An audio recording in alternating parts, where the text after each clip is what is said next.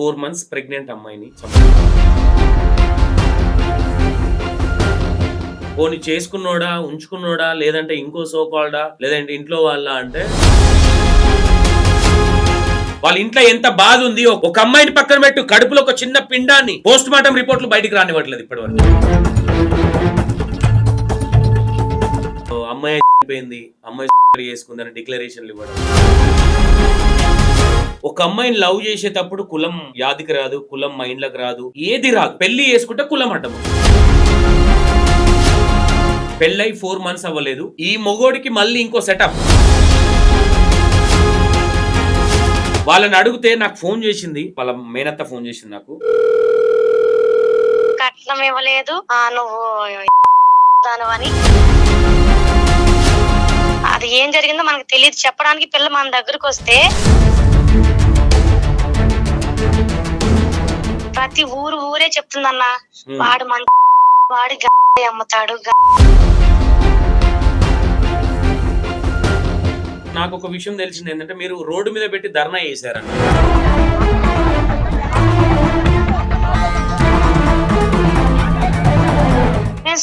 నేను ఒప్పుకుంటాం. మరి భర్త ఏరి, అత్త ఏరి, బావగారు ఏరి, వీళ్ళంతా ఏరి. అమ్మాయిలకు కూడా నేను ఒకటి కొంచెం అన్న బుద్ధి ఉండాలి. మీకు ఇన్ని సంఘటనలు జరుగుతున్నా మీకు ఇంకా మైండ్ మెచ్యూరిటీ రావట్లేదు, చదువుకుంటున్నారు. ఇంకా మీ అమ్మ నాన్న కనీ పెంచి మిమ్మల్ని ఇంత పెద్దోళ్ళని చేస్తే మధ్యలో ఎవడో కోన్ కిస్క గొట్టంగాడు వచ్చి లవ్ చేస్తే వాని మైకంలో పడి మీరు పోతే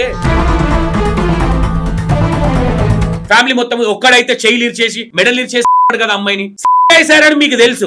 ఫ్యామిలీ అందరిని ఎందుకు అరెస్ట్ చేయలేదు?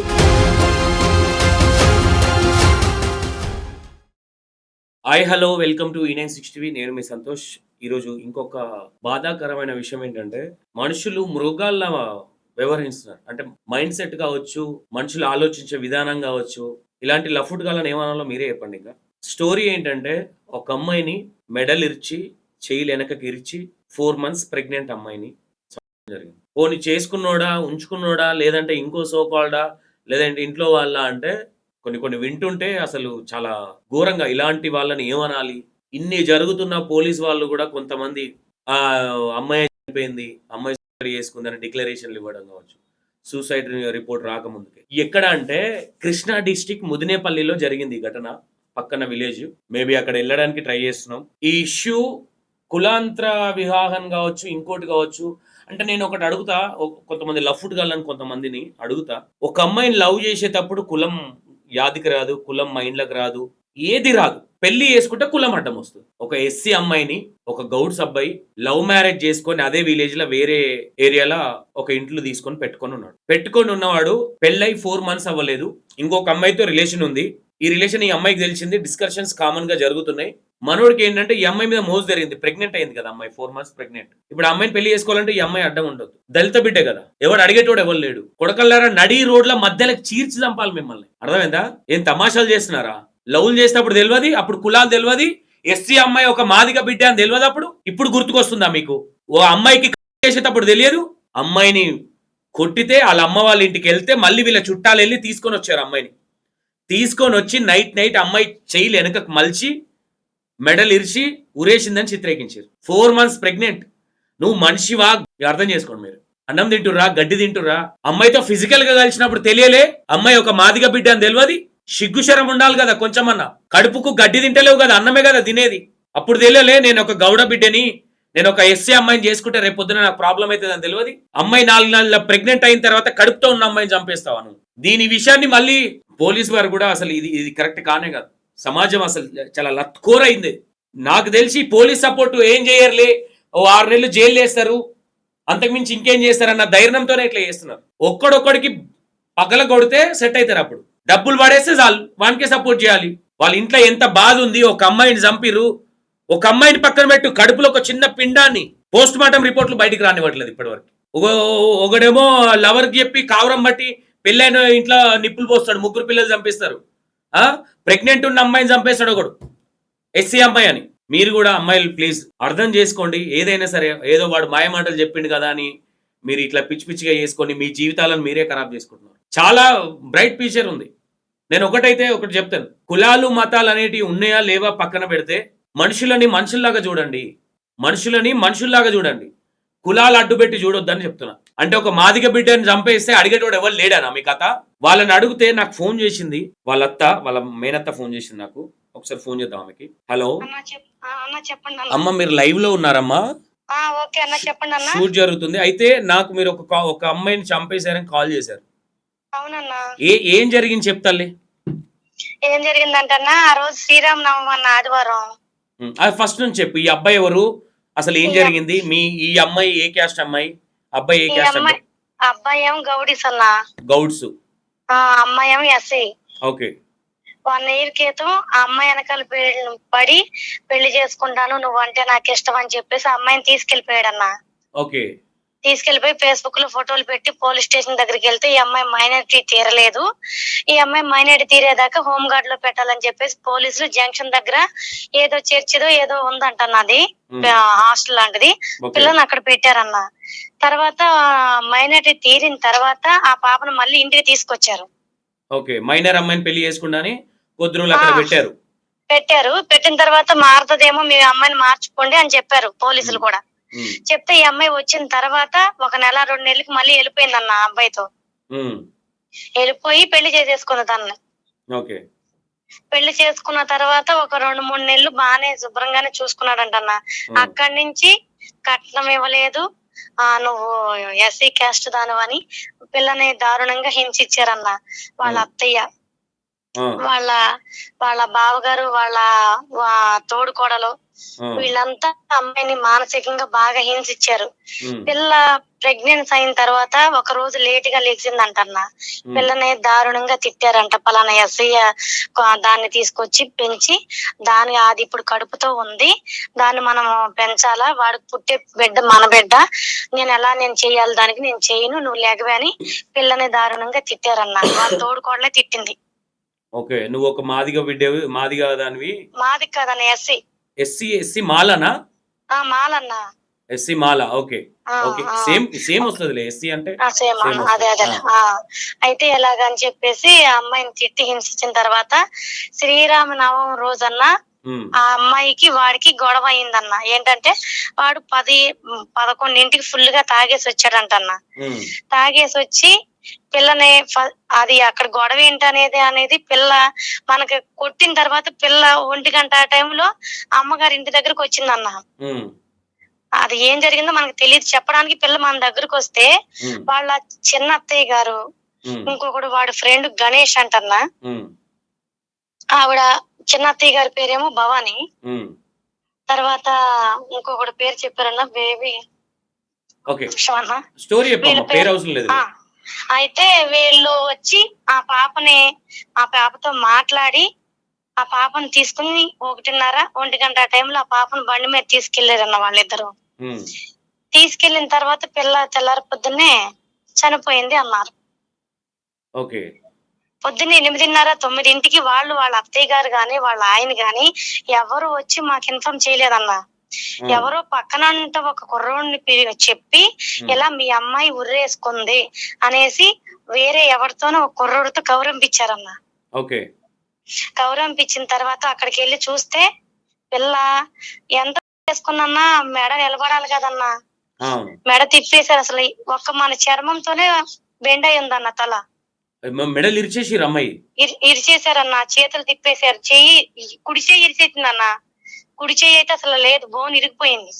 అయ్యో. ఇరిపేశారన్న. తర్వాత నెక్స్ట్ మాకు ఇది పిల్ల అనుకోలేదు, మేము కేసు పెడతాము, దీన్ని హాస్పిటల్ తీసుకెళ్ళాలి, పోస్ట్ మార్టం చేయాలని చెప్పారన్న. చెప్తే వెళ్ళారు.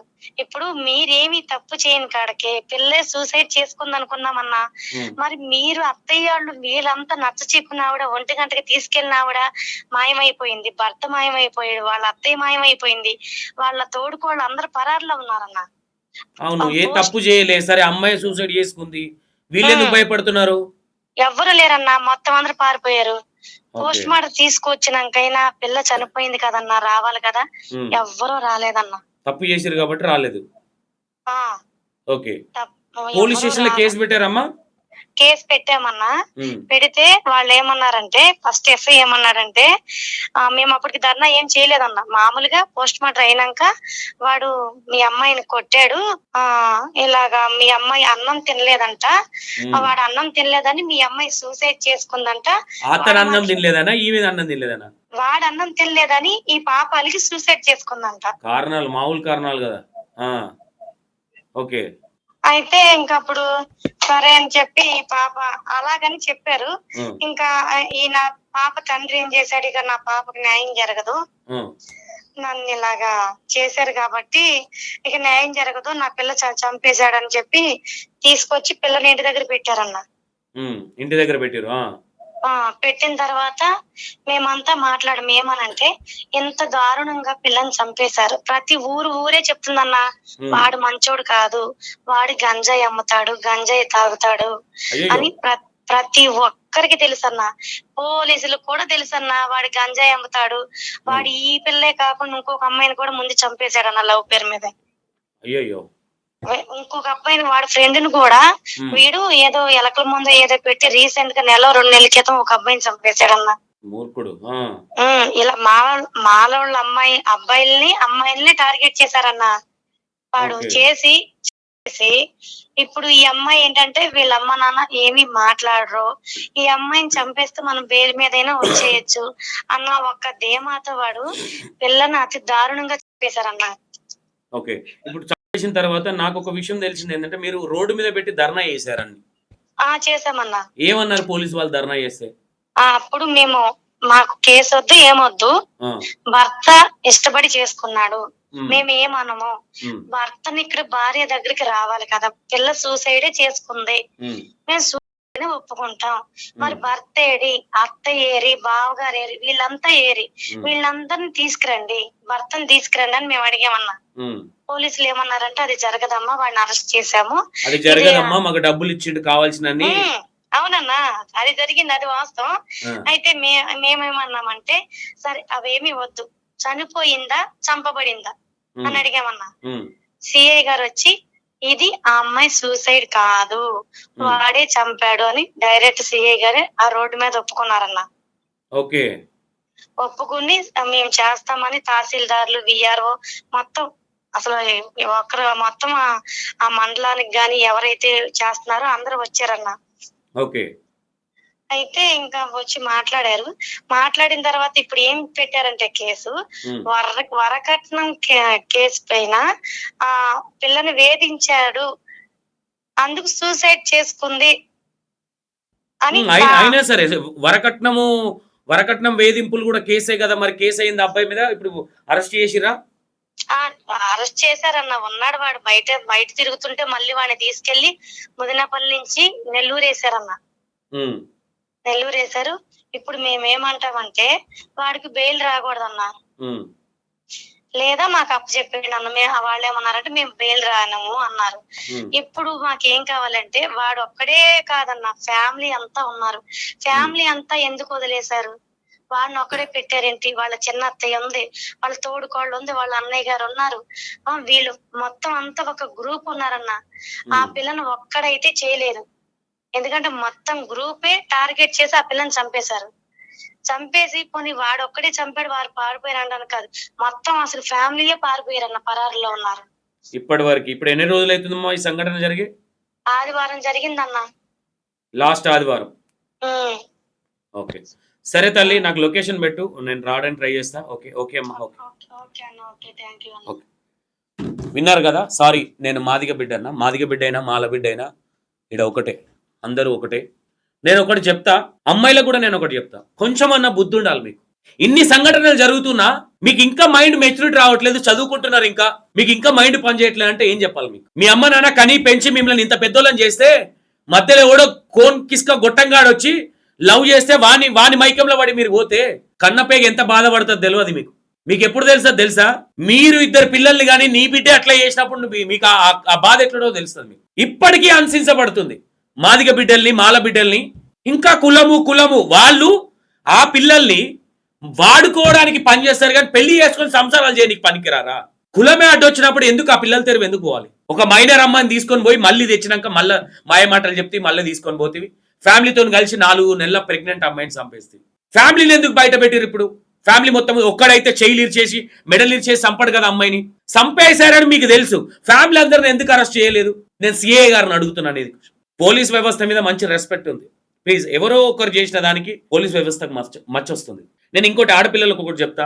ఏ ఆడపిల్ల అయినా సరే, మీరు చాలా చదువుకుంటున్నారు, చాలా మెచ్యూర్గా ఉన్నారు. ఈ లవ్వుల వల్ల వచ్చేది ఏం లేదు. అందరు అవసరానికి మాయమాటలు చెప్పినా కొడుకులు. ప్లీజ్ దయచేసి అర్థం చేసుకోండి. వాళ్ళు మళ్ళీ గంజాయి బ్యాచ్. నాకు ఒకటి అర్థం కాదు, వాడి క్యారెక్టర్ ఏదన్నా కానీ, వాడు ఏదన్నా కానీ లవ్ చేయాలి, వానికి చాలా హిస్టరీ ఉంది, గంజాయి బ్యాచ్. అసలు మీకు మైండ్ పని చేయదా? 22 ఏండ్లు కనీ పెంచిన వాళ్ళని పక్కన పెట్టేసి ఎవడో కోన్కిస్క గట్టంగాడు మొన్న పరిచయం అయితే వాని కోసం అమ్మనాయన్ని వదిలేసిపోయేంత తెగిస్తారు మీరు. మీరిచ్చే అల్సును బట్టే కదా ఎదుటోడు చేసేది ఇట్లా.